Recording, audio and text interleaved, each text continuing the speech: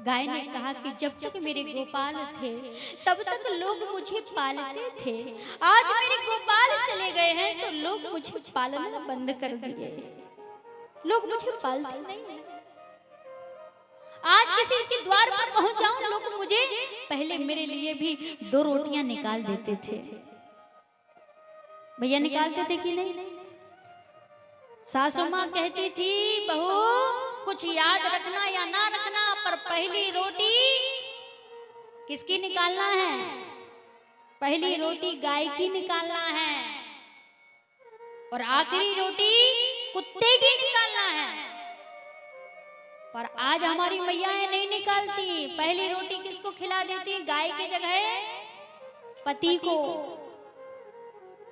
पहली रोटी गाय की पति को खिला देती। फिर मैयाएं सासू माताएं कहती हमारी बहू ने हमारे बेटे को बस में कर लिया, और मैया खुद ही कहती हमारे पति तो बिल्कुल गाय हो गए। अब गाय कहते हैं जैसा खाओगे अन्न वैसा बनेगा मन, जैसा खाओगे अन्न वैसा बनेगा मन। गाय की रोटी खिलाओगे तो गाय ही बन जाएंगे पति। और आखिरी रोटी किसको खिला देती हैं? आखिरी रोटी सास को। फिर कहे हमारी सास तो बड़ी भौंकती है, बड़ी चिल्लाती है। आखिरी रोटी क्यों खिला देती हो? पहली रोटी खिला दो। अगर खिलाना ही है तो पहली रोटी ही सास को क्यों नहीं खिला देती ताकि वो गाय बन जाए? आपको भोजन बना के खिलाना ही गलत है, इसलिए घर में किटपिट होती ही रहती है, कलह होता ही रहता है। पहले समझाया जाता था। याद रखना जिसका भाग हो उसको ही समर्पित कर देना चाहिए। अगर उसका भाग स्वयं खाते हैं तो इससे बड़े दोष का कार्य और कुछ नहीं होता है, सबसे बड़ा दोष लगता है। जिसका भाग हो उसको समर्पित करो। गाय का भाग और स्वान का ही भाग हम खाते हैं, इसलिए पहला गाय के लिए निकालें, आखिरी का स्वान के कुत्ते के लिए निकालें। गाय ने कहा पहले हमारे लिए लोग रोटियां भी बना लेते थे, भोज भी बना लेते थे। आज के दौर में कुछ बच भी जाता है तो नाले में फेंक देती है, पर हमको नहीं देती। अगर द्वार पर पहुंच जाए तो चरण स्पर्श के जगह डंडे को निकाल करके लाती। ये गाय कैसे आ गई? निकालो जरा इसको। गाय को नहीं पालते पर कुत्ते को पालते हैं। गाय को एक रोटी बचा कुचा भोजन कराना मुश्किल हो जाता है, पर कुत्ते को अंडे खिलाएंगे, कुत्ते को बिस्किट खिलाएंगे, कुत्ते की दवाइयां, कुत्ते के इंजेक्शन। गाय को अरे जिससे जीवन मिलता है, जिसका दूध पी करके हम हष्ट पुष्ट होते हैं। हमारी 3 माताएं, एक धरती माता, एक हमारी माता। हमारी माता जो जन्म देती है सिर्फ 5 साल तक ही ज्यादा से ज्यादा पाल सकती है, लेकिन गौ माता जीवन भर पालती है, आपको ताकत देती है। बदले में हम क्या करते हैं? उसको ऐसी जगह बेच देते हैं। कसाईयों के हाथों कभी विचार किया वो क्या करते हैं? जीवित गाय के सर पर लोहे की छड़ी से प्रहार करते हैं। गाय तड़पती रहती है, उसके चारों पैरों को बांध करके उल्टा लटका देते हैं, नीचे से अग्नि जला देते हैं, खाल विदीर्ण हो जाती है, रक्त बहने लगता है। पर एक बार गाय उफ तक नहीं करती, एक बार ये नहीं कहती अरे मालिक तूने मुझे कहां भेज दिया। मैंने तुझे दूध दिया, बदले में तूने मेरा खून बहा दिया। ये कर्तव्य नहीं होना चाहिए, ये कृत्य नहीं होना चाहिए। अरे कम से कम उस दूध का कर्ज तो चुका दे। गाय कितने दिन जीवित रहती है? बूढ़ी गाय को छोड़ देते। इतने गुण होने के बाद जहां 33 कोटि देवी देवताओं का वास होता है, उस गाय को घर में नहीं रखते। कैंसर जैसी समस्याओं को खत्म करने वाली गाय, कैंसर जैसी गाय का क्या उपयोग में नहीं आता है? देसी गाय का क्या उपयोग में नहीं आता है? उसकी चमड़ी भी काम में आए, उसका मूत्र भी काम आए, उसका गोबर भी काम आए, क्या काम नहीं आता है? पर मनुष्य का क्या काम आता है? ना चमड़ी काम आए, ना मांस काम आए, ना कुछ काम आता है। फिर भी देखो कितना सजा के रखते हैं, और जो काम वाला है उसको बैल से पूछ दिया कि तुम कौन हो? तो बैल ने कहा कि मेरा परिचय मैं धर्म हूँ। आज संसार में सत्य, तप, दया ये तीनों चरण टूट गए हैं, मात्र एक चरण ही बचा है, वो दान का। लेकिन समस्या ये हो गई, ना सत्य बचा है, ना तप बचा है, ना धर्म बचा है। सत्य कभी बोलते हैं क्या? एक व्यक्ति के 4 मित्र, एक का फोन आया, हेलो मुझे पता चला कि तू मुझे मानता नहीं, अरे तुम्हारी कसम खा के कहता हूँ तुम मुझे प्राणों से ज्यादा प्रिय हो। उसका फोन कटा, दूसरे मित्र का आया, उसने कहा कि लगता है मित्र तुम भूल गया, नहीं नहीं नहीं नहीं, मैं तुझे प्राणों से ज्यादा चाहता हूँ। तीसरे का आया तो उससे भी यही कहा, प्राणों से ज्यादा चाहता हूँ। अब प्राण भी कह देवे कि जब हमसे ज्यादा इनको चाह रहे तो तुम इन्हीं को चाहो, हम चले, प्राण चले जाए। पर प्राण भी जानते हैं कि एक नंबर का झूठा है, ये किसी को नहीं चाहता हमसे ज्यादा। ना सत्य बचा है तब कौन करता है? गुरुजी ने माला दे दी, दीक्षा ले ली, माला दे दी, और जैसे ही माला घर में तो एक खूंटी पर टांग दी। टंगी है वो, देख रहे हैं हाँ माला है, पर माला से भजन नहीं है। माला हो तो भजन भी तो हो। लोग कहते हैं कि मैं माला माल होना चाहता हूँ। माला माल कौन ऐसा व्यक्ति है जो लक्ष्मीपति नहीं बनना चाहता? कौन ऐसा है जो माला माल नहीं होना चाहता? लेकिन भैया माल चाहिए तो माला करनी पड़ेगी, तभी तो। माला माल होने के लिए पहले लिखा है माला और फिर माल। माला जपो माला, बिना माला के माल नहीं होता। माया माया सब भजे, माया माया सब भजे, माधा भजे न कोई, और जो कदापि माधव भजे तो माया चेरी होई। जो कदापि माधव भजे तो माया चेरी होए। कोई व्यक्ति ये ना कहे कि मैं लक्ष्मीपति बनना चाहता हूँ। लक्ष्मी जी कहती मेरे तो एक ही पति। क्या बनना है? बोले पुत्र बन जाओ। लक्ष्मी जी के पुत्र बनोगे तो पति से ज्यादा मैया पुत्र का ख्याल रखती है, तो पुत्र बन जाओ। अर्थात माला करनी पड़ेगी, माल तब आएगा। माला क्या है? बोले नारायण।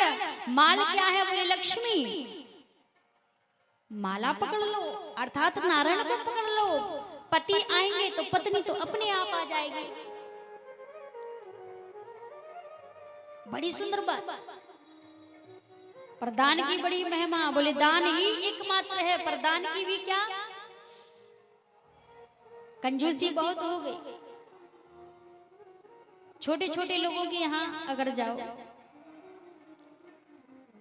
एक संत जी, उनके 4 चेले,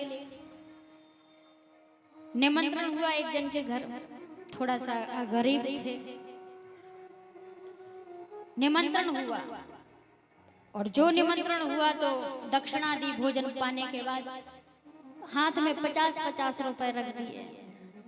चेलों ने कहा क्या दिया क्या दिया, 50 रुपए कोई देने के? एक दिन बड़े आदमी के घर में निमंत्रण था, वही 4 चेले गुरुजी के साथ में गए तो लिफाफे में बंद, जैसे लिफाफा पकड़ा आया दक्षिणा के रूप में। अब तो वो चेले बड़े खुश हो गए, बड़ा आदमी है, बड़ा माल मिला होगा, कम से कम 500-500 तो होंगे ही। जब उस लिफाफा को खोला तो 10-10 रुपए मिले। कितने? 10-10 रुपए निकले। बड़े और छोटे में यही अंतर है। छोटे लोग दिखा के दे देते हैं, बड़े लोग छुपा के दे देते हैं, यही अंतर है। हमारे पास कभी कभी धन बहुत होता है लेकिन मन नहीं होता, कभी कभी मन बड़ा हो पर धन नहीं होता। धन भी हो पर मन हो पर आगे वाला सज्जन नहीं है तो किसको दान कर दे, तो ये भी विडंबना है। एक सज्जन थे जिनका नाम था, लोगों ने व्यंग में रख दिया, कभी एक धेला भी दान नहीं किया, एक पैसा भी दान नहीं किया, लोगों ने उनका नाम रख दिया दानचंद। और जब दानचंद नाम रखा ना भैया, ऐसे दानचंद नाम वाले व्यक्ति से पत्नी ने कहा, स्वामी जी 12 किलोमीटर गंगा जी है, कभी तो गंगा जी स्नान करे आओ। दानचंद ने कहा ठीक है, गंगा जी स्नान करने के लिए मैं जा रहा हूँ। पत्नी ने कहा जा तो रहे पर चप्पल पहन के जाना, कंजूस बहुत हो, ऐसे चले जाओगे, मुझे पता है ऑटो रिक्शा में तो बैठोगे नहीं। ठीक है। और जब लेकर के उस पति को चप्पल पहनाई तो जैसे किवाड़ बंद किए पति ने चप्पल उतार के बगल में चपा ली, कहीं टूट ना जाए। 12 किलोमीटर तक पैदल चलते गए, 12 किलोमीटर तक चलते गए। सोचे कि यहां पर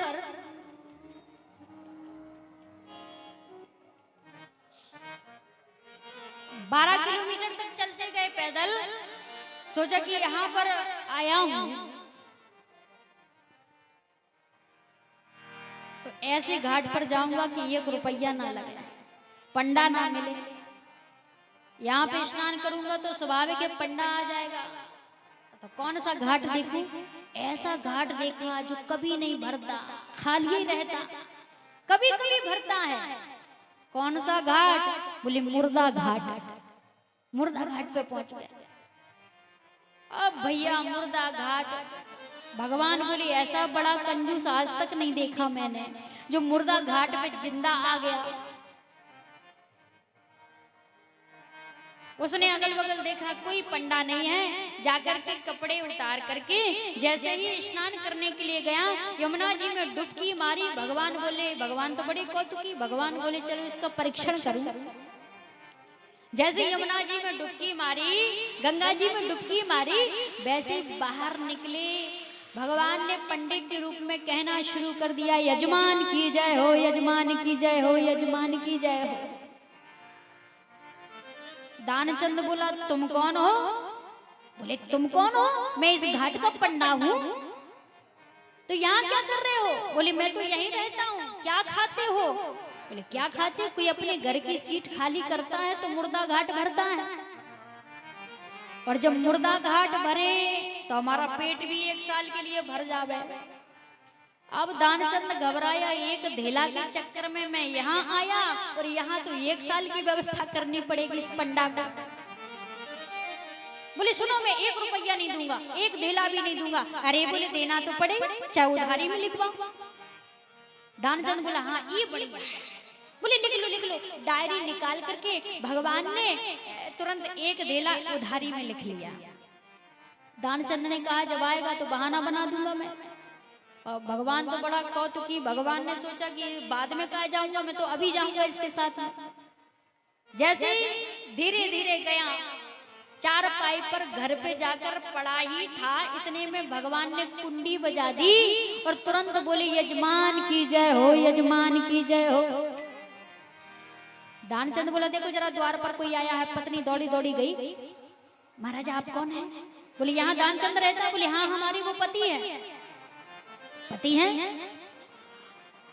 तो तुम्हारी पति से कहना है कि हमारा जो उधारी में 1 धेला लिखवा के आए थे वो दे दो। पत्नी दौड़ करके गई, बोली महाराज गजब हो गया, आज तो आपने दान करने के लिए कह दिया, मैं तो बड़ी खुश हो गई। दानचंद बोला चुप चुप, उधारी में लिखवा के आया था, अभी दिया नहीं है और मैं दूंगा भी नहीं, उससे कह दे कि बीमार हूं मैं। पत्नी बोली क्यों? अरे कह तो दो। पत्नी गई, महाराज वो बीमार हैं, बीमार हैं, चिंता मत करो, जब तक स्वस्थ नहीं होंगे दाल चावल दे दो, यहीं बनाऊंगा खाऊंगा, स्वस्थ होने की कामना करूंगा। दानचंद के पास दौड़ करके आई, बोली दाल चावल मांग रहे हो, क्या करूं? दानचंद बोले एक काम और कर दे। क्या कर? तो देगी ना तू? हाँ कर दूंगी। सच में बोल देगी? हाँ बोल दूंगी। उससे कह के आना। हाँ कह दूंगी, पर कहना क्या है? बोले ये कह दो कि दानचंद मर गया। पत्नी बोली महाराज क्या कह रहे हो, आप तो जिंदा हो, मैं अपने पति को कैसे मार दूं? अरे तू जाके कह। पत्नी गई, महाराज अभी अभी मैंने देखा वो तो मर गए। मर गए? ऐसे कैसे मर गए? मेरा एक ढेला दिए बिना मर गए? दानचंद मर गया? कौन है घर में? बोले मैं अकेली हूँ। भगवान बोले चिंता ना करो, अंत्येष्टि क्रिया तो मैं करवाई दूंगा, गांव वालों को कह के आता हूँ। अरे बोले रुको रुको रुको, कौन रुकने वाला? भगवान तो घर घर जाके बोले दानचंद मर गया, दानचंद मर गया, दानचंद मर गया। गांव वाले इकट्ठे हो गए, और जो गांव वाले इकट्ठे हुए, महाराज दानचंद से कहा आप क्या करोगे? बोले चिंता ना करो, ढेला नहीं दूंगा। एक श्वास रोके पड़ा, चारपाई से उठा के उसे अर्थी पे रख दिया।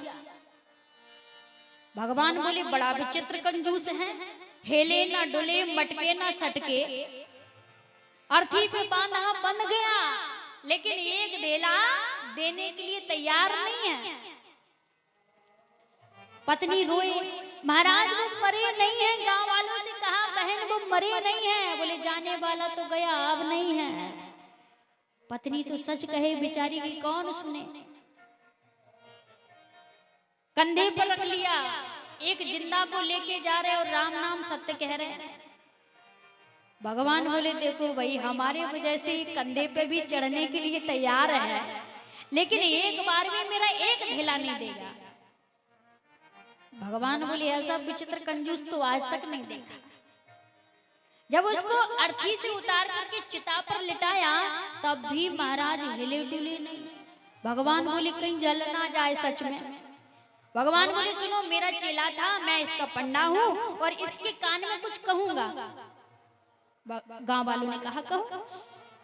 दानचंद के कान में जाकर के कहा भगवान ने, सुनो दानचंद, आया था बैकुंठ से तुम हित नाता जोड़। उसने सोचा क्या भगवान आए थे मुझसे नाता जोड़ने के लिए? उसने कहा कहीं पंडा निकला तो एक आंख खोलूंगा, पहले चेक करूंगा। एक आंख खोल करके देखा तो सामने वही पंडा। अरे बोले तुम ही चतुर हो, हम भी चतुर है, तभी हमने एक आंख खोली थी। फिर भगवान ने कहा सुनो दानचंद, आया था बैकुंठ से तुम हित नाता जोड़, मैं बड़ा प्रसन्न हूँ, क्या मांगना चाहते हो? तुरंत चिता पे लेटा हुआ बैठ करके बोला ढेला दीजिए छोड़, कुछ नहीं चाहिए, ना आपका लेना ना अपना देना। दान की ये महिमा भैया, दान देने वाला उदार नहीं है और दान लेने वाला संतोषी नहीं है। जो आए संतोष धन, तो सब धन धूरी सब।